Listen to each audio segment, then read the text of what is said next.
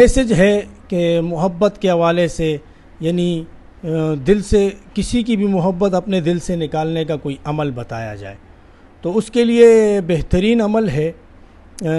بہت سارے لوگ ایسے ہوتے ہیں جن کو پہلے مطلب ان کی کسی سے محبت ہوتی ہے اور دونوں طرف کے معاملات صحیح ہوتے ہیں، تو بعد میں ایسا ہوتا ہے کہ دونوں میں سے ایک جو ہے وہ پیچھے ہٹ جاتا ہے اور ایک جو ہے وہ تڑپتا رہتا ہے. یعنی کبھی